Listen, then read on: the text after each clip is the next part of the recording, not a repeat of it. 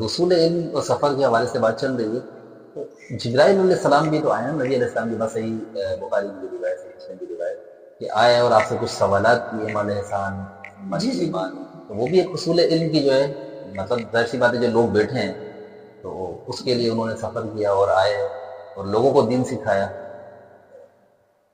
اس حدیث کے آخر میں یہ الفاظ ہے نا کہ جبریل علیہ السلام جو ہے نا وہ جب چلے گئے تو نبی علیہ السلام نے عمر رضی اللہ عنہ سے پوچھا، ٹھیک ہے، کہ اتدری من السائل، اے عمر آپ کو معلوم ہے کہ سوال کرنے والا کون تھا؟ تو عمر رضی اللہ عنہ نے جواب دیا کہ اللہ و رسول عالم، اللہ اور اس کے رسول صلی اللہ علیہ وسلم زیادہ جانتے۔ فرمایا کہ ذاک جبریل اتاکم یعلمکم دینکم، یہ جبریل علیہ السلام تھے جو تمہیں تمہارا دین سکھانے کے لیے آئے تھے۔ جبریل علیہ السلام بھی سیکھنے کے لیے آئے، لیکن مقصود کیا ہے؟ عام امت تک جو ہے نا دین کو پہنچانا، اور بڑے جو ہے نا بہترین سوالات اس میں ہیں۔ صحیح۔ اچھا شیخ صاحب، علم کا حصول، علم کے لیے سفر کرنا، مشقتیں، محنتیں، اس کے فوائد کیا ہوتے ہیں، اس کے پھر نتائج کیا ہوتے ہیں انسان کی اپنی شخصیت پر، معاشرے پر، اس کو کس طریقے سے جو ہے نا دیکھتے ہیں؟ دیکھیں جب ہم علم کے فوائد کے اوپر بات کرتے ہیں نا تو امام ابن القیم رحمہ اللہ کی ایک بہترین جو ہے نا علمی نقطہ میرے ذہن میں آتا ہے۔ آپ فرماتے امام ابن القیم رحمہ اللہ کہ دنیا میں جتنے بھی جو ہے نا گمراہیاں ہیں، چاہے وہ کفر، چاہے وہ شرک، چاہے وہ حرام کاری، یا چاہے وہ جو ہے نا اللہ کی نافرمانی، معصیت، جس اعتبار سے بھی جتنے بھی گناہ ہیں، اللہ کی نافرمانی، یہ سب کی بنیاد جو ہے نا جہالت ہے۔ کیوں؟ ایک شخص کو اللہ کے حقوق پتہ نہیں ہے تبھی وہ شرک کرتا ہے۔ صحیح معنوں میں اگر کسی کے دل میں اللہ کی جو ہے نا عبودیت، اللہ کی عبادت، اللہ کی محبت ہوگی، کبھی بھی وہ اللہ کے در کو چھوڑ کے نہیں جائے۔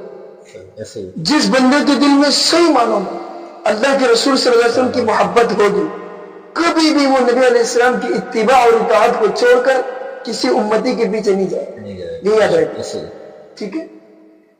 تو حقوق کا معلوم نہ ہونا، حقوق کا نہ جاننا، یہ جہالت کی بنیاد ہے، اور یہی فساد کی وجہ ہے۔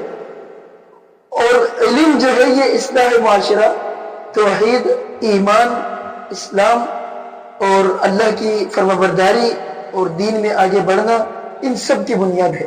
جب علم ہوگا تو پھر علم کی روشنی میں آپ سب کچھ چلیں گے۔ اس کی مثال آپ ایسے سمجھے، فلما اضاءت لهم مشوا فیہ، اللہ رب العزت نے تیسری صفحے پہ قرآن کریم میں سورہ بقرہ میں اللہ نے فرما دیا کہ علم یعنی کہ ایسے جیسے روشنی سامنے اور لوگ چلتے ہیں، روشنی بجھ جائے تو لوگ کھڑے ہو جاتے ہیں۔ جس معاشرے میں علم ہوگا نا وہ معاشرہ چلے گا خیر کے راستے پر، ایمان کے راستے پر، توحید کے کی مثال کو بھی یہاں پہ بالکل کر سکتے ہیں۔ ہاں بالکل صحیح۔ تو اور باقی جو اس کے فوائد ہیں، اس کے فوائد تو بہت زیادہ۔ سب سے پہلا فائدہ یہ ہے کہ تعلق باللہ، اللہ تعالیٰ علم کے بنیادی فائدہ، بنیادی مقصد، انبیاء کرام کو بھیجنے کا مقصد یہ سب کے تعلق باللہ ہے، اللہ تعالیٰ سے تعلق اللہ کے ساتھ جوڑنا۔ کیوں؟ آدم علیہ السلام کو اتارا گیا نیچے، جب اتارا گیا تو دوبارہ جنت میں جانا ہے، دوبارہ رب سے جوڑنا۔ تو اللہ رب العزت نے فوراً کیا بھیج دیا؟ فرمایا کہ ہم نے جو ہے فتلقى آدم من ربه کلمات، دیکھیں علم کے ذریعے اللہ نے آدم علیہ السلام کو کیا دی؟ افضلیت دی، فضیلت دی، کس پر؟ ملائکہ پر، سجدہ کروایا علم کے ذریعے، ٹھیک ہے؟ اور دوسرا ایک اور اہم بات آپ کو بتاتا، اللہ تو ایسے بھی کر سکتے تھے نا کہ علم جو ہے نا ان کو سکھائے ملائکہ کو، اللہ نے ملائکہ کو سکھایا ہی نہیں اور پھر کہہ رہے کہ آپ جواب دے دو۔ مقصد یہ ہے کہ ایک ہوتا ہے علم کا سیکھنا اور سکھانا، اور دوسرا ہوتا ہے کہ سامنے والے کے اندر اس علم کی صلاحیت کامل طور پر موجود ہونا۔ مقصد کیا ہے کہ جو علم آدم علیہ السلام کو سکھانا تھا وہ فیلڈ ملائکہ کا تھا ہی نہیں۔ جب ملائکہ کا وہ فیلڈ تھا ہی نہیں تو اللہ نے فضیلت تو اس فیلڈ والے کو دینا ہے، تو اس وجہ سے اللہ نے ان کو ایک مسجد بنایا، بغیر سکھائے ان سے پوچھا، حالانکہ آدم علیہ السلام کو بھی سکھایا پھر پوچھا نا، بغیر سکھائے تھوڑی پوچھا۔ یعنی کہ وہ علم تھا جو اللہ نے دیا ہے، انسان کو اس قابل اللہ نے بنایا کہ ان کو علم دے۔ ایک اور مثال میں آپ کو دیتا ہوں، خضر علیہ السلام، سیدنا خضر علیہ السلام کے پاس جو علم تھا وہ علم سیدنا موسیٰ علیہ السلام کے پاس نہیں تھا، کیونکہ دونوں کی فیلڈ الگ ہے، ٹھیک ہے، اگرچہ مجموعی طور پر ایک ہے لیکن ظاہری طور پر دونوں کے معاملات کیا ہے، الگ الگ ہے۔ ایسے ایسے چیزیں صادر کروائی خضر علیہ السلام سے اللہ کے حکم سے کہ جو موسیٰ علیہ السلام بظاہر کیا سمجھ رہے تھے، غلط سمجھ رہے تھے۔ تو یہ ہے کہ فیلڈ کا الگ ہونا۔ ہاں، تو یہ علم کی اہمیت کیا ہے؟ آدم علیہ السلام کو اللہ نے فضیلت دی علم کے ذریعے، پھر جب اس علم کے سامنے ظاہری جو ایک رکاوٹ تھی، شیطان کے جو وسوسے تھے وہ آ گئی، تو جنت سے اتارے گئے۔ اللہ نے جو دوبارہ تعلق جوڑا ہے وہ بھی علم کے ذریعے، فَتَلَقَّى آدَمُ مِن رَّبِّهِ كَلِمَاتٍ۔ تو علم کے ذریعے سب سے پہلا فائدہ یہ ہے، مختصر میں آپ کو خالی چند ایک بتاتا ہوں۔ اور دوسرا فائدہ کیا ہے؟ علم کے ذریعے ایک انسان عمل میں آگے بڑھتا ہے۔ وہ تو خیر علم کے شرائط کے وہ تو الگ چیزیں ہیں، لیکن علم کے ذریعے انسان عمل میں آگے بڑھتا ہے۔ بغیر علم کے اگر عمل کرتے ہے بندہ، دو نقصانات ہیں۔ پہلے یہ کہ وہ عمل ایک وقت تک کرتے پھر ختم ہو جاتا ہے، اور دوسرا یہ کہ اس عمل کی کیفیت کو وہ اچھے سے اچھا نہیں بنا سکتا، یعنی کہ اس عمل میں مزید ترقی وہ نہیں کر سکتا۔ علم ایسی چیز ہے جو ایک انسان کو ترقی کراتا ہے، عمل میں مزید صحیح طور پر آگے بڑھاتا ہے۔ اور تیسری بات کہ اخلاص پیدا کرتا ہے۔ علم ایک بندے میں جو ہے اخلاص پیدا کرتا ہے۔ جب علم ہی نہیں تو اخلاص کہاں سے ہوگا؟ علم اخلاص کی بنیاد ہے، ٹھیک ہے۔ اور اس کے علاوہ جو نا اور بھی فائدہ ہے، ٹھیک ہے، دین اسلام کی تبلیغ، یعنی کہ جب ایک بندہ علم کو حاصل کرتا ہے تو وہ مبلغ بنتا ہے، اس دین کو آگے پہنچاتا ہے۔ اور سب سے اہم اور سب سے بڑا فائدہ جو آخری فائدہ، سب فائدے انشاءاللہ اس میں داخل۔ آپ نے جو پہلے حدیث بیان کی، اگرچہ میں نے یہ حدیث پہلے بیان کرنا تھا لیکن چونکہ آپ نے بیان کر دی اس نے نہیں کیا۔ اللہ کے رسول صلی اللہ علیہ وسلم نے کیا فرمایا؟ العلماء ورثۃ الانبیاء، علماء انبیاء کے وارث ہیں۔ لم یورثوا دینارا ولا درہم انما ورثوا العلم۔ صحیح بخاری وغیرہ کی روایت ابو ہریرہ اس کی راوی ہے کہ وہ علماء جو ہے نا دینار اور درہم کے وارث نہیں ہیں، وہ کس کے وارث ہیں؟ علم کے وارث ہیں۔ فمن اخذ اخذ بحظ وافر، جو جتنا لے گا وہ اس کے حصے میں آئے گا۔ اب میں آپ کو یہ بتاتا ہوں، دنیا کی جو وراثت ہے اس میں قانون وراثت آپ سمجھیں۔ دنیا میں جو قانون وراثت ہے آپ اس کو سمجھیں۔ پہلی بات تو یہ کہ جو وارثین ہوتے ہیں وہ مخصوص ہوتے ہیں، کوئی تیسرا بندہ کے وارث نہیں بن سکتا۔ جو آپ کے نسبی رشتہ دار، جو خونی رشتہ دار ہے، اوپر ہو یا نیچے ہو، اولاد کی شکل میں ہو یا والدین کی شکل میں ہو، وہ وارث بنتا ہے، ٹھیک ہے۔ کوئی تیسرا بندہ بیچ میں نہیں آتا، وارثین مخصوص۔ اور دوسرے کی وراثت بھی مخصوص ہوتا ہے۔ ایک بار وراثت مل گئی ختم، اب آگے نہ بڑھنا ہے، نہ کم ہونا ہے، نہ دوبارہ وراثت کے لیے جمع ہونا ہے۔ لیکن یہاں اللہ کے نبی صلی اللہ علیہ وسلم اور انبیاء کی جو وراثت ہے نا، اس میں یہ دونوں قانون وراثت محفوظ ہے۔ اس وراثت میں یہ دونوں اصل جو وراثت کے قانون ہے یہ ہے ہی نہیں، یعنی کہ نبی علیہ السلام کے فرمان کے مطابق اس وراثت کو لینے والا عمل کی نیت سے، علم کی نیت سے، ہر مسلمان چاہے وہ عرب ہو یا عجم ہو، چاہے وہ مرد ہو عورت ہو، کوئی بھی ہو، نبی علیہ السلام کی اس وراثت کو لے سکتا ہے۔ اور دوسرا جتنا چاہے لے سکتا ہے، اور جتنا لے لے بڑھتا ہے، بڑھتا ہے، زندگی پر بڑھ رہی ہے، وراثت بڑھتے ہی جا رہا ہے، بڑھتے ہی جا رہا ہے، کم ہونے کے انعام نہیں لے رہا۔ سمجھنا ہے؟ تو یہ نبی علیہ السلام کی وراثت ہے۔ تو سب سے بڑا فائدہ یہ ہے کہ ہم انبیاء کے وارث ہیں، آپ انبیاء کے وارث ہیں، ہر علم حاصل کرنے والا انبیاء کے وارث ہے، ٹھیک ہے۔ پہلے ہم نے بتایا کہ علم کا مقصد یہ نہیں کہ باقاعدہ بندہ درس نظامی مکمل کر، نہیں، جو جتنا علم حاصل کرتا ہے اپنی طاقت کے مطابق اس کے اصول کو سامنے رکھ کر، تو انشاءاللہ وہ اس فضیلت میں داخل ہے، ٹھیک ہے۔ تو یہ وراثت ہے انبیاء کی۔ ایک انسان کو چاہیے کہ اس وراثت کو لینے کے لیے جو نا کوشش کرے، محنت کرے، جہاد کرے، محنت کرے۔ جی اللہ رب العالمین فرماتا ہے انما یخشی اللہ من عبادہ العلماء، بے شک اللہ رب العالمین سے جو ڈرنے والے نا حقیقی طور پر وہی ہیں جو علم والے ہیں۔ تو علم والے ہی اللہ رب العالمین کے، ایک جاہل شخص بھی اللہ سے ڈر سکتا ہے، ڈرتا بھی ہے، لیکن جو علم والا اللہ سے ڈرے گا تو وہ خشیت وہ علم کے ساتھ ہوگی اور اس طرح ہوگی جس طرح حقیقی معنوں میں اللہ رب العالمین سے ڈرنا چاہیے۔ تو یقیناً علم والے ہی اللہ رب العالمین سے صحیح طور پر ڈرتے ہیں، تقویٰ بھی انہی لوگوں کے بعد صحیح ہوتا ہے۔ اچھا، علم حاصل کرتا ہے انسان، علم آ جاتا ہے، اپنے علم کو جو ہے نا وہ مزین کس طریقے سے کر سکتا ہے، یعنی کہ اس علم کو اس علم کی خوبصورتی اپنے اندر یا اس علم کو خوبصورت کیسے بنا سکتا ہے؟ اس کا جواب تو آپ نے خود دے دیا ہے، انما یخشى اللہ من عباده العلماء۔ خشیت الہی، اللہ کا ڈر، اللہ کا خوف جب کسی کے دل میں آ جائے تو خود بخود اس کے علم کو ایک زینت لگنا شروع ہو جائے، خوبصورتی شروع ہو جائے۔ علماء کہتے ہیں نا، امام شافعی رحمہ اللہ نے بھی اس طرح کا قول ذکر کیا ہے کہ لیس العلم بکثرت المسائل انما العلم خشیت اللہ۔ علم اس چیز کا نام نہیں ہے کہ آپ بہت زیادہ مسائل یاد کریں، بہت زیادہ حدیثیں یاد کریں، تفسیر یاد کریں، بہت زیادہ معلومات آپ جمع کریں۔ علم جو ہے وہ اللہ سے ڈرنے کا نام ہے۔ علم اس چیز کا نام ہے کہ عمل آپ کے علم کے مطابق ہو۔ کون سی چیزیں علم کو مزین کرتا ہے؟ اللہ کا خوف، تقوی، اس میں سب کچھ آ رہا ہے، ہر چیز۔ امام حمیدی رحمہ اللہ نے مسند الحمیدی کے آخر میں ایک قول ذکر کیا ہے، اپنا مطلب انہوں نے قول ذکر کیا، وہ فرماتے ہیں کہ لا ينفع العلم، کوئی بھی علم، یعنی کہ لا ينفع العلم، کوئی بھی علم فائدہ نہیں دے سکتا الا بعمل، مگر عمل کے ساتھ، ولا العمل الا بالنیہ، اور کوئی بھی عمل فائدہ نہیں دے سکتے جب تک اخلاص نہ ہو، ولا النیۃ الا بالاستقامہ، اور کوئی بھی نیت فائدہ نہیں دے سکتے جب تک استقامت نہ ہو، یعنی کہ اس عمل کے اوپر پابندی۔ قرآن میں اللہ رب العزت نے فرمایا کہ فاستقم کما امرت، نبی علیہ السلام فرماتے تھے کہ شیبتنی ہود و اخواتہ، مجھے سورہ ہود اور اس کے دیگر سورتوں نے مطلب عمر رسیدہ کر دیا ہے، داڑھی کو سفید کر دیا۔ تو علماء کہتے مفسرین سورہ ہود میں کون سی آیت ہے؟ فاستقم کما امرت، یہ استقامت والی جو آیت ہے، یعنی کہ پابندی، عمل کے اوپر پابندی۔ ایک انسان ایک دن تہجد پڑھ لیتا ہے، دوسرے دن چھوڑ دیتا ہے، ٹھیک ہے، ایک دن جماعت کے ساتھ نماز پڑھا، دوسرے دن چھوڑ دیتا ہے۔ اصل چیز کیا ہے؟ پابندی ہے۔ اسی لیے اللہ نے کیا فرمایا؟ یا ایھا الذین آمنوا اتقوا اللہ ولتنظر نفس ما قدمت لغد واتقوا اللہ، اے ایمان والو اللہ سے ڈر جاؤ اور ہر نفس دیکھے کہ اس نے کل کے لیے کیا بھیجا، اور اللہ سے ڈر جاؤ۔ پہلے کہہ دیا اللہ سے ڈر جاؤ، پھر کہا جو آگے بھیجا اس کو دیکھو، پھر فرمایا دوبارہ اللہ سے ڈر جاؤ۔ کیا مقصد ہے؟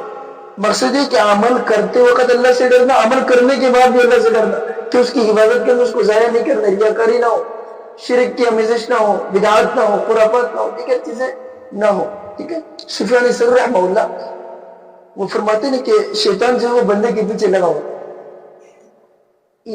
بے شک امام ابن القیم رحمہ اللہ نے الجواب الکافی میں ایک اور نقل کیا کہ بندہ جب عمل کرتا ہے نا تو شیطان اس کے پیچھے لگ جائے، حتی یأتی عملہ من دیوان السر الی دیوان العلانیہ، یہاں تک کہ اس کے چھپے ہوئے عمل کو وہ لوگوں کے سامنے لے آتا ہے، آخر لوگوں کے سامنے وہ اس عمل پر فخر اور ریاکاری کر بیٹھتا ہے۔ تو نبی صلی اللہ علیہ وسلم نے فرمایا کہ من تواضع للہ رفعہ اللہ، جو اللہ کے لیے تواضع اختیار کرتا ہے تو اللہ اس کو بلند کرتا ہے، ٹھیک ہے۔ یہ علماء جو ہے نا، یرفع اللہ الذین آمنوا یرفع اللہ الذین آمنوا منکم، قرآن میں یرفع اللہ الذین آمنوا منکم والذین اوتوا العلم درجات، ٹھیک ہے۔ فرمایا کہ اللہ بلند کرتا ہے ان لوگوں کو جو قرآن میں اللہ جن کو علم دیا، جن کو علم، ایمان والوں کے درجات کو بلند کرتے ہیں، علم والوں کے درجات کو بلند کرتے ہیں۔ قل هل يستوي الذين يعلمون والذين لا يعلمون، ٹھیک ہے۔ اور عمر رضی اللہ عنہ فرمایا کرتے تھے، صحیح مسلم کی حدیث ہے مرفوعا، یرفع اللہ بهذا الكتاب اقواما، اللہ اس کتاب کے ذریعے کچھ قوموں کو بلندیاں دیتا ہے۔ لیکن یہ بات یاد رکھیں اہل علم کے لیے خصوصاً، یہ علم جو ہے نا، علم جب اللہ کی رضامندی کے لیے نہ ہو تو انسان کے اندر یہ کبر پیدا کرتا ہے، تکبر پیدا کرتا ہے، سامنے والوں کو اپنے سے حقیر سمجھنا، سامنے والوں کو نچلا دکھانا، سامنے والے کے اوپر اور اٹیک۔ میں نصیحتاً ایک بات کرتا ہوں، کل تک ہمارے جو اہل الحدیث علماء تھے، ہمارے جو سلفی علماء تھے، ہمارا یہ منہج تھا، ہم منبر و محراب میں بیٹھ کر یہ بات کہا کرتے تھے کہ ہمارے سامنے کھڑے ہو کر آپ اعتراض کریں، ہمارے سامنے کھڑے ہو کر آپ سوال کریں۔ عمر بن خطاب رضی اللہ عنہ کا واقعہ ہم بیان کرتے تھے، سلف صالحین کے واقعات ہم بیان کرتے تھے، لیکن آج کچھ نہ کچھ چینجنگ آ رہے، تبدیلی آ رہی۔ آج اگر کوئی کھڑا ہو کر سوال کرتا ہے تو ہم الٹا ریئیکشن، اس کے اوپر کوئی نہ کوئی فتویٰ ہم لگا دیتے ہیں۔ یہ چیز نہیں ہونا چاہیے۔ علماء اپنے آپ کو کبر سے بچائیں، تکبر سے بچائیں۔ درخت ہے نا، درخت، وہی درخت جھکا ہوا ہوگا جو جتنا زیادہ پھلدار ہے۔ پھلدار درخت ہمیشہ کیا ہوگا؟ جھکا ہوا ہوگا، اور جس درخت میں پھل نہیں ہوگا نا وہ کھڑا ہوا ہوگا، بالکل مضبوط۔ پھل آتا جائے گا جھکتا جائے گا، پھل آتا جائے گا اسی طرح علماء علم آتا جائے تو وہ علم اس کو جھکاتا ہے، وہ علم اس کو جھکاتا ہے، وہ علم اس کو کیا کرتا ہے، جھکاتا ہے. ٹھیک ہے، یہ جو ہے اس کی مثال ہے. تو بہرحال اہل علم کی یہ ذمہ داری ہے کہ علماء جو ہے یہ اپنے علم کے جو نا مقاصد کو اور علم کے جو نا فوائد کو سمجھے، اور اخلاص، اللہ کا ڈر، علم پر عمل، پھر دیگر جو اور بھی باتیں ہیں ان کے ذریعے سے اپنے علم کو مزین کریں. جب ایک چیز مزین ہوتا ہے، خوبصورت ہوتا ہے، تو وہ اچھا لگتا ہے. یعنی کہ علم کو مزین کرنے والی کچھ چیزیں، یعنی کہ علم پر انسان عمل کرے اس سے علم مزین ہوتا ہے، اس علم کی تبلیغ کرے، ابلاغ کرے اس سے علم مزین ہوتا ہے، اس علم کا جو ہے مطلب لوگوں کی اصلاح کرے، معاشرے کی اصلاح کرے، اس سے علم مزین ہوتا ہے. ٹھیک شیخ صاحب، علم انسان کو اگر سی بات ہے انسان حاصل کرتا ہے تو اس علم کو اوپر عمل بھی کیا جاتا ہے، لیکن اس علم کی حفاظت کیسے کرے کہ اس علم کو بھی انسان اپنے پاس، یعنی کہ اس پر عمل بھی کیا ہے لیکن اس کی ایک حفاظت، یعنی کہ وہ علم اس کے پاس محفوظ رہے. دیکھیں، علم جب ایک انسان اس پر عمل کرتا ہے، اخلاص کو اپنا لیتا ہے، سب کچھ کر دیتا ہے، اس کو مزین کر دیا ہے، اب اس کی حفاظت. نبی علیہ السلام کی حدیث ہے، نبر اللہ امرأ سمع مقالة فحفظها ووعاها وأداها كما سمعها. اللہ رب العزت اس بندے کے چہرے کو تر و تازہ رکھے کہ جو شخص میری حدیث کو سنتا ہے، اس کو یاد کرتا ہے، اس کو محفوظ کرتا ہے، اس کو آگے پہنچاتا ہے. تو اس حدیث میں مکمل آپ کی بات کے جواب موجود ہے. علم کی حفاظت سب سے پہلے تو عمل کے ساتھ ہے. اس علم کو آپ نے یاد کیا، اس کو پڑھا، اس کو لکھا، آج کل موبائل ہے اس کو ریکارڈ کیا، ٹھیک ہے، کسی بھی طرح آپ نے اس کو محفوظ کر لیا. پھر اس کے بعد عمل. جب تک عمل نہیں ہوگا تو وہ علم مشکل ہے کہ محفوظ ہو جائے. اسی وجہ سے اللہ رب العزت نے قرآن کریم میں تقریباً 90 کے قریب جگہ میں ایمان اور عمل صالح کو ایک ساتھ ملایا ہے. ایمان اور عمل صالح، نیک عمل کو کیا کہ ایک ساتھ ملایا ہے. تو مقصد ہے کہ ایمان کے ساتھ عمل صالح ایک اہم بنیاد ہے. ٹھیک ہے، تو اسی طرح اللہ رب العزت نے تبلیغ کا بھی کئی جگہ ذکر کیا، وتواصوا بالحق وتواصوا بالصبر. ایمان، عمل صالح اور حق. ٹھیک ہے، قولوا قولا سدیدا. ٹھیک ہے، اور قلنا معروفا. ٹھیک ہے، جگہ جگہ اللہ رب العزت نے بلغ ما انزل الیک من ربک. ٹھیک ہے، نبی صلی اللہ علیہ وسلم فرمایا بلغوا عنی ولو آیہ. تو یہ کیا ہے؟ حفاظت کا ایک ذریعہ، عمل کے بعد تبلیغ. اور ویسے بھی جب کوئی بندہ سامنے والے کو بات کرتے تو اس کے کانوں میں وہ محفوظ ہو جائے. ٹھیک ہے، نبی صلی اللہ علیہ وسلم کیا کرتے تھے؟ جب وحی اترتی تھی زید بن ثابت اور دیگر صحابہ کو بلاتے تھے، آ جاؤ کیا کریں، لکھو. ان کو لکھوایا کرتے. جب تک سامنے والوں کو آپ وہ چیز بتائیں گے نہیں، وہ چیز پڑھائیں گے نہیں، وہ چیز سنائیں گے نہیں، تو وہ محفوظ نہیں ہو سکتا. اسی کا عبداللہ بن عمرو بن عاص کا واقعہ ملتا ہے، لیکن بالکل. تو یہ محفوظ کرنے، سامنے والوں کو سنا کر کے محفوظ کریں. یعنی کہ جب آپ سامنے والے کو پڑھائیں گے، سامنے والے کو سنائیں گے تو وہ کیا رہے گا؟ محفوظ رہے گا. ٹھیک ہے، تو اسی طرح یہ یاد رکھیں اخلاص اس کی حفاظت کا بہت بڑا ذریعہ ہے. اخلاص آپ نے پہلے جو سوال کیا اس کے ضمن میں بھی یہ بات ہے، لیکن اس میں بھی یہی بات ہے کہ نبی صلی اللہ علیہ وسلم نے علم کی جو مثال ہے، علماء کی جو مثال ہے، وہ کس کے ساتھ دی ہے؟ نہر کے ساتھ، کنویں کے ساتھ دی، مطلب زمین کے ساتھ. ایک وہ زمین ہے جو لوگوں کو سیراب کرتی ہے، ایک وہ زمین ہے جو بنجر ہے. ٹھیک ہے، ایک وہ زمین ہے جو پانی ہے صرف اپنے اندر رکھا ہوا ہے. ٹھیک ہے، تو مطلب یہ ہے کہ علم حاصل کرنا اور لوگوں تک اس فائدوں کو پہنچانا، یہ سب سے بہترین، یہ سب سے اچھا ہے جو اللہ رب العزت کو کیا ہے مطلوب اور مقصود ہے. تو اس کی حفاظت کے لیے ایک اور سب سے اہم جو چیز ہے، تدریسی ماحول کو برابر کرنا، سیکھنے اور سکھانے کا عمل. صحابہ کرام کی بے شمار واقعات آپ کو اس سے ملے گی کہ صحابی جب اس مجلس سے اڑ جاتے تھے نا، دوسرے مجلس میں جاتے تھے تو ان کو یہ بتاتے تھے کہ آج ہم نے نبی علیہ السلام سے یہ پڑھا ہے، آج ہم نے قرآن کی یہ آیت نازل ہوئی، آج ہم نے یہ سنا ہے. صحابیات ایک دوسرے کو بتاتی ہے. ٹھیک ہے، تو سلف صالحین کا یہ طریقہ ہے. صحیح مسلم کی وہ روایت معاویہ رضی اللہ عنہ ہلکا بنا کے دے ہلکا دارسون، یعنی کہ دوسرے پہ وہ بالکل یہ تدارسون ہو. ٹھیک ہے، اب جب ہم یہ ماحول بنائیں گے نا، مثال ہم نے خطبہ سن لیا، خطبہ سننے کے بعد کم از کم گھر میں آ کے اپنی بیگم کے ساتھ 2-3 باتوں پر ہم ڈسکس کریں، آپس میں گفتگو کریں. انشاءاللہ وہ چیز کیا رہے گی؟ محفوظ رہے گی، یاد رہے گی. اور بھی طریقہ ہے بہرحال.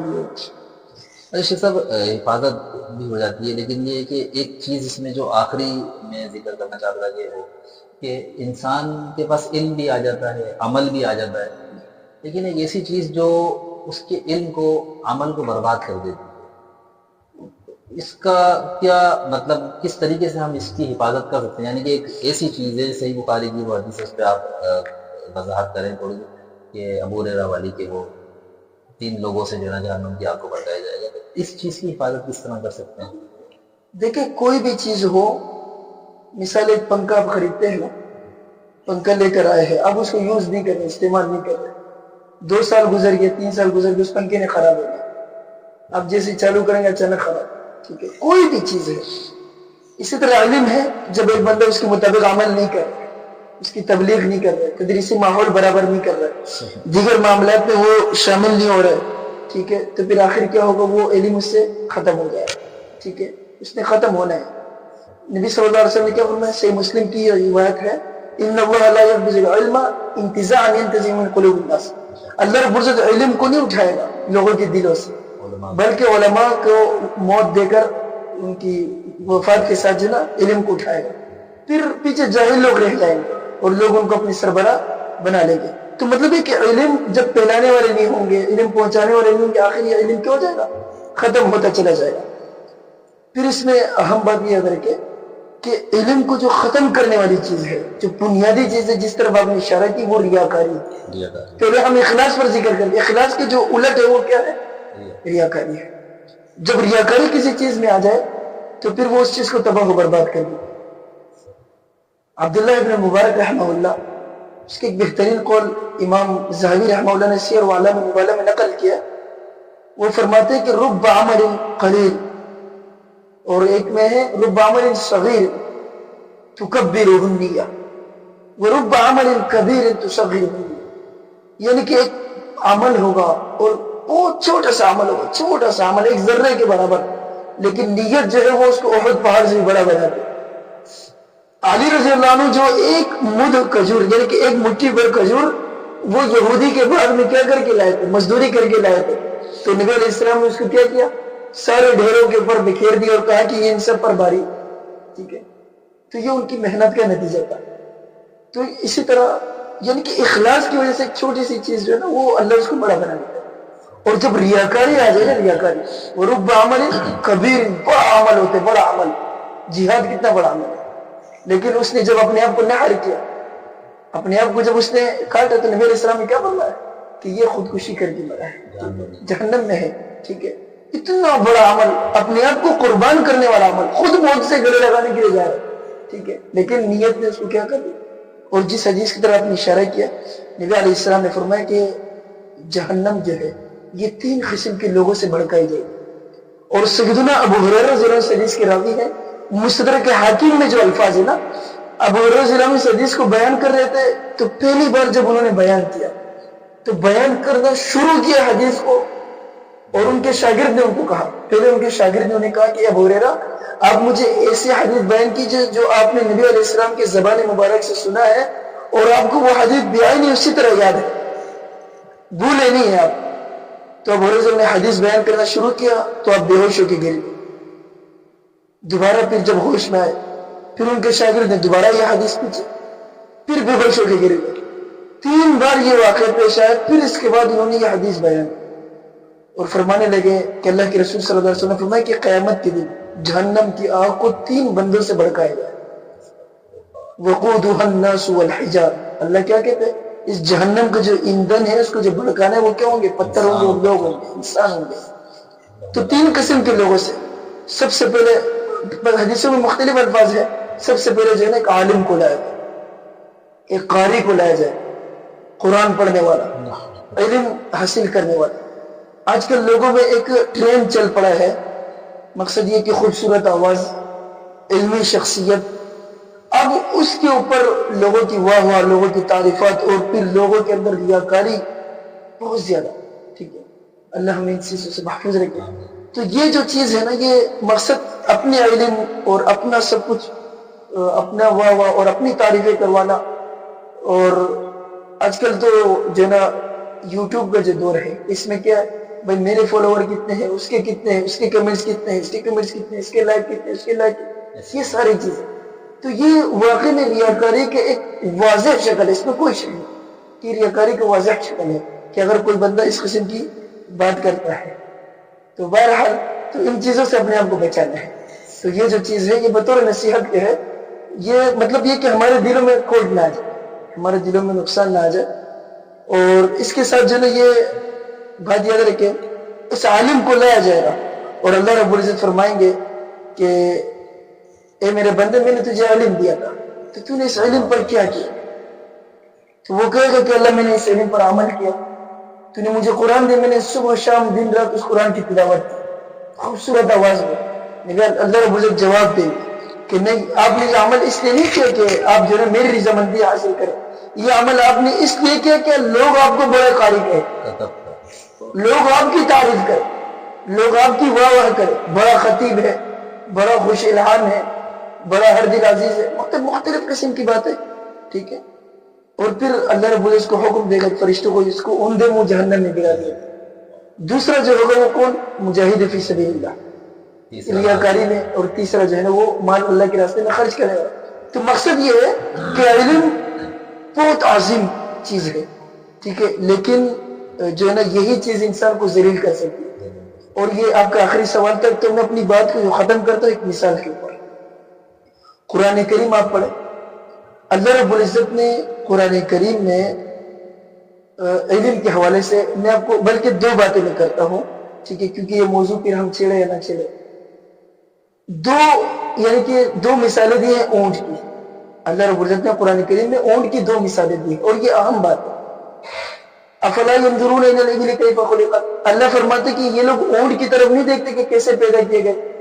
آج ایک انسان یہ سمجھتے کہ میں ویسی بے فائدہ پیدا ہوں، حالانکہ تخلیق انسانیت کے 4 مقاصد. وما خلقت الجن والانس الا ليعبدون، عبادت. یا ایھا الناس اعبدوا ربکم الذی خلقکم والذین من قبلکم لعلکم تتقون، تقوی، پرہیزگاری. تیسرا کیا ہے؟ فرمایا کہ لا يزالون مختلفین الا من رحم اللہ، ٹھیک ہے، ولذلک خلقهم. یہ لوگ ہمیشہ آپس میں اختلاف کریں گے لیکن اللہ جس پر رحم کرے، اور اللہ نے اس رحم کے لیے ان کو پیدا کیا. اور چوتھا جو مقصد ہے وہ کیا؟ علم ہے. اقرأ بسم ربک الذی خلق، آپ پڑھیے اس رب کے نام کے ساتھ جس نے آپ کو کیا کیا؟ پیدا کیا. یہ تخلیق انسانیت کے مقصد، 4 مقاصد ہے. اب یہ جو علم ہے، اب اونٹ کی جو تخلیق ہے، انسان کی تخلیق کا مقصد تو علم ہے. اور یہ 3 مزید باتیں. اونٹ کی تخلیق کا اللہ نے ذکر کیا، قرآن میں اللہ نے 2 مثالیں بیان کی اونٹ کے حوالے سے. پہلا کیا؟ ایحسب الانسان ان یترک سدی، کیا انسان یہ سمجھتا ہے کہ اس کو سدا چھوڑ دیا جائے؟ اب یہ سدا کا جو لفظ ہے عربی زبان میں یہی اہم ہے. سدا کا لفظ عربی زبان میں اس اونٹ کے اوپر استعمال ہوتا ہے جو اونٹ 10 بچے تقریباً پیدا کر چکی ہو اور اس کے گوشت بالکل جو ہے نا مطلب بوڑھا ہو چکا، بوڑھا بوڑھی ہو چکی، بالکل جو ہے عمر رسیدہ ہو گیا ہو اور سواری کے بھی قابل نہ ہو، یعنی کہ کسی کام کا نہ ہو، بے فائدہ، بلا فائدہ، بے مقصد. ٹھیک ہے. عرب لوگ اس اونٹ کو جو ہے نا صحرا میں لے جا کے چھوڑ دیتے. اس کا مقصد کیا ہوتا ہے کہ یہ عرب لوگ یعنی کہ قافلے اور جو ہے نا لوگ گزریں گے اور گزرتے ہوئے کیا کریں گے، جس کو ضرورت ہوگا وہ ذبح کر کے اس کو کھا لیں گے. اب سدا ہے، بے یار مددگار، بس چھوڑ دیا اس کو بغیر کسی مقصد کے. اب اللہ فرماتے کہ انسان تو نے کیا یہ سمجھے کہ اللہ نے تجھے بغیر مقصد کے چھوڑ دیا؟ پھر اونٹ کی ہی دوسری مثال دے کے اللہ نے سمجھایا ہے. ٹھیک ہے. اللہ فرماتے ہیں کہ وقال الرسول، اللہ کے نبی صلی اللہ علیہ وسلم قیامت کے دن کہیں گے یا رب ان قوم اتخذوا هذا القرآن مہجورا، کہ اے میرے رب بے شک میرے قوم نے اس قرآن کو مہجور بنا دیا. مہجور کا کیا معنی ہے؟ بقرعید میں آپ دیکھتے ہیں نا ایک اونٹ کے پاؤں کو کیا کرتے ہیں؟ باندھتے ہیں، اور 3 پاؤں 2 دست اور ایک پاؤں اس کا ہوتا ہے اور ایک پاؤں باندھا ہوا. اب یہ جو ایک پاؤں باندھ کے رکھا ہے یہ ہے مہجور. ہم قرآن کو کہاں رکھتے ہیں آج کل؟ شیلف میں بند. اللہ نے اقبال نے کہا نا کہ گرد میں آجے شیلف میں رکھے کتاب کو جو پوچھا میں شرمسار ہو گیا. قرآن کہتے کہ سب سے اوپر اور سب سے محفوظ، تو اونٹ کو بھی باندھ کر رکھتے مہجور، اور یہ قرآن کو بھی باندھ کر رکھتے. قیامت کے دن رسول یہی کہے گا کہ اے میرے رب اس امت نے قرآن کو کیا بنا دیا؟ مہجور بنا دیا. مقصد یہ کہ قرآن کو علم کے طور پر اپنا لے تو مقصد انسانیت، مقصد تخلیق ہمیں سمجھ میں آ جاتا ہے. اور دوسری بات جو آخری ہماری بات ہے وہ یہ کہ اللہ رب العزت نے کتوں کا ذکر کیا. کتا کیسا جانور ہے؟ صحیح بخاری کی روایت ہے اذا ولغ القلب في اناء احدكم فليغسله سبعا، اور ولمسلم وافر الثامنة بالتراب. جب کتا کسی برتن میں منہ ڈالے نا، ایک مرتبہ اس کو مٹی کے ساتھ مانجنا ہے اور 7 مرتبہ پانی کے ساتھ دھونا ہے. اتنا ناپاک جانور ہے وہ. لیکن ایک کتا ایسا ہے کہ جب وہ گوشت میں بھی دانت مارے نا، وہ گوشت آپ کھا سکتے. قرآن میں اللہ نے ایک کتے کا ذکر کیا، فرمایا کہ کمثل الکلب، وہ جو بلعام بن باورہ تھا نا، بلعام بن باورہ، جس نے اپنے علم پر عمل نہیں کیا، اپنے علم کے خلاف چلا تھا اور اپنے خواہشات کے پیچھے لگ گیا تھا، اللہ نے فرمایا تو اس کی مثال کتے کی طرح ہے. سمجھ میں آئی؟ وَلَوْ شِئْنَاهُ لَرَفَعْنَاهُ بِهَا، تفصیلی آیت ہو رہا ہے کہ نو اخلد الى الارض، زمین کی طرف وہ چلا گیا، فتنوں میں پڑ گیا، اپنے علم کو پیڑ پیچھے پھینک دیا. بنی اسرائیل میں بڑا عالم تھا بلعام بن باورہ، لیکن اللہ نے اس کو کیا قرار دیا؟ کتا قرار دیا. مطلب یہ کہ جب ایک عالم اپنے علم پر عمل نہ کرے حقیقی معنوں میں، تو اس کی حیثیت اللہ کیا ہے؟ ایک کتے کے معنی میں. لیکن دوسرے جانب اللہ نے کیا فرمایا کہ یہ جو کتے ہیں کلب معلم، کلب وہ کتے جو سدھائے ہوئے سکھائے گئے کتے ہیں. اللہ فرماتے ہیں کہ وہ جو تعلمونہن مما علمکم اللہ، جو اللہ نے تمہیں علم دیا ہے، علم تو دنیا میں علم ہے لیکن اللہ نے اس کو بھی علم کہا، جو تمہیں اللہ نے علم دیا تم اپنے کتوں کو وہ علم سکھاتے ہو.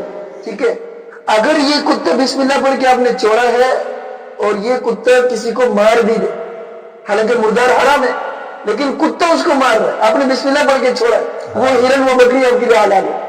لیکن اگر بسم اللہ آپ نے نہیں پڑھا اور کتے نے اس کو زخمی کیا، زخمی حالت میں آپ کو مل گیا، پھر بھی آپ اس کو ذبح کریں، وہ آپ کے لیے حلال ہے. سمجھ میں آ گیا؟ تو مطلب ایک وہ کتا جس کے پاس علم ہے، انسان نے سکھایا، اس کی فضیلت دیکھیں. یعنی کہ علم کی وجہ سے علم کی وجہ سے اللہ نے ایک انسان کے لیے اس کو حلال قرار دیا. اور جہاں علم نہیں ہے اور برتن میں منہ ڈالے تو 7 بار آپ نے دھونا ہے، 8 بار مٹی کے ساتھ. تو بہرحال مقصد خلاصہ یہی ہے کہ اصل مقصود علم پر عمل اور پھر اس کی تبلیغ ہے. اللہ عمل کی توفیق. جزاک اللہ خیر. واحسن جزا. آپ آئے اور آپ نے جو ہے اپنی مواعظ حسنہ اور سوالات کے جوابات سے ماشاءاللہ جو ہے ہمارے دلوں کو منور کیا، اور بہت ساری چیزیں سیکھنے کو ملی ہوں گی ہمارے کو الحمدللہ. بس اس کا خلاصہ میں بیان کروں گا. خلاصہ یہ ہے کہ دیکھیں علم کا معنی مفہوم کیا ہے، ہمیں یہ سمجھ میں آیا. پھر اس کی اقسام، اس علم کا فائدہ کیا ہے، اور اس علم کو حاصل کرنے کے بعد انسان اپنے اندر سے ریاکاری، تکبر، یہ ساری چیزیں ختم کرتا ہے. اور اگر نہیں ختم کرتا، یقیناً اگر ریاکاری میں دیتا ہے تو اس کا ٹھکانہ کیا ہے؟ جہنم. انہی لوگوں سے جہنم کی آگ کو بھڑکایا جائے گا جو علم تو حاصل کرتے ہیں لیکن لوگوں کو دکھانے کے لیے، اپنی واہ واہ کرنے کے لیے یا شہرت کے لیے. تو اللہ رب العالمین ہمیں علم کو صحیح طرح سمجھنے کی توفیق عطا فرمائے، اور علم نافع. نبی علیہ السلام کی دعاؤں میں، اذکار کی دعاؤں میں آپ کو یہ ملے گا. نبی علیہ السلام صبح شام کے اذکار کرتے تھے، اس میں 3 دفعہ آپ صبح اور 3 دفعہ شام کو یہ ذکر کرتے تھے کہ اللہم انی اسألک علما نافعا وعملا متقبلا ورزقا طیبا. اللہ تعالیٰ مجھے علم نافع عطا فرما، ایسا علم جو نفع پہنچانے والا، وعملا متقبلا، اور ایسا علم جو قبول ہونے والا، ورزقا طیبا، اور پاکیزہ رزق عطا فرما. تو نبی صلی اللہ علیہ وسلم خود اس دعا کو مانگتے تھے، اور ہمیں بھی اس دعا کو اپنے لیے طلب کرنا چاہیے، اور اللہ رب العالمین سے ایسا علم حاصل کرنا چاہیے جو نفع پہنچانے والا. تو اللہ تعالیٰ سے دعا ہے اللہ تعالیٰ ہمارے کو علم کو حاصل کرنے والا بنائے اور علم پر عمل کرنے والا بنائے. السلام علیکم ورحمۃ اللہ وبرکاتہ.